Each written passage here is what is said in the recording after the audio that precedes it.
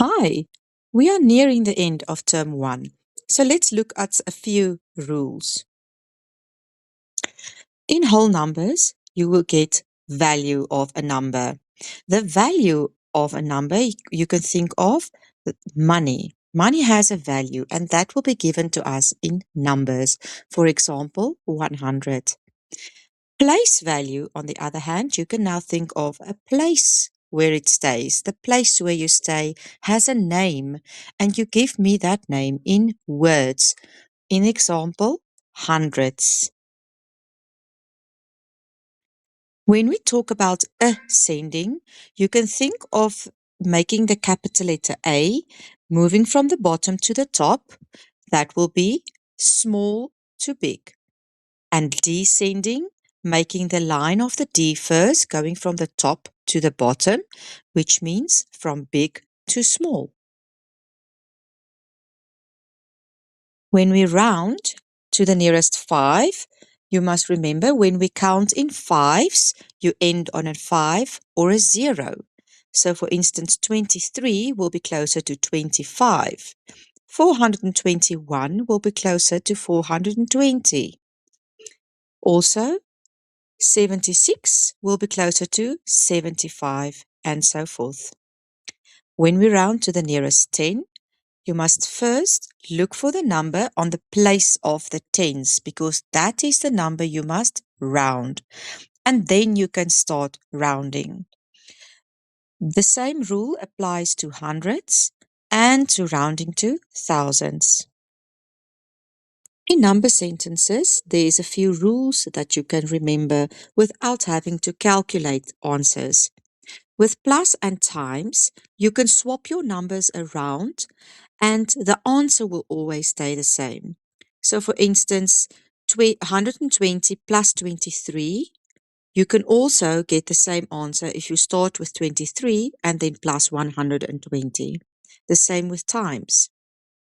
When we get to minus and divide, you cannot swap the numbers around. The answers will not be the same.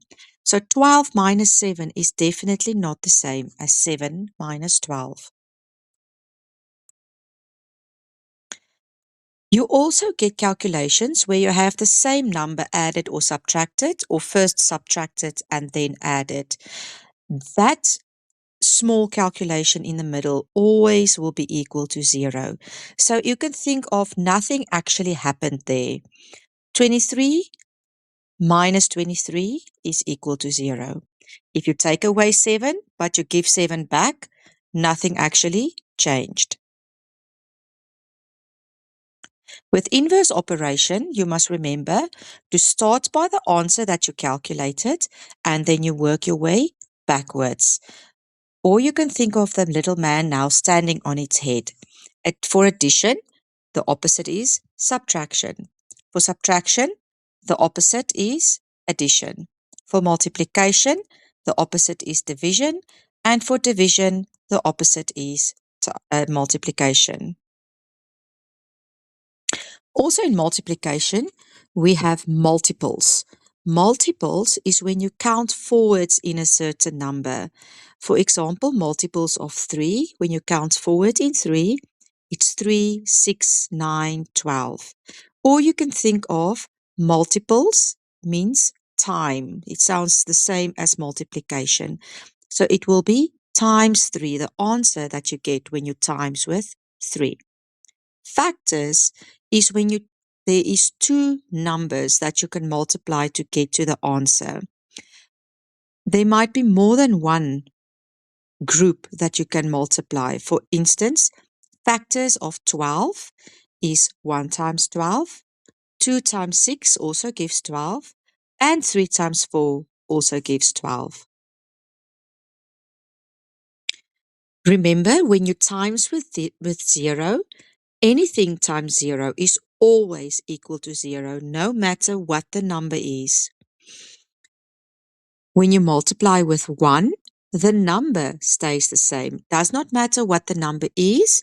If you times it with 1, it will stay the same.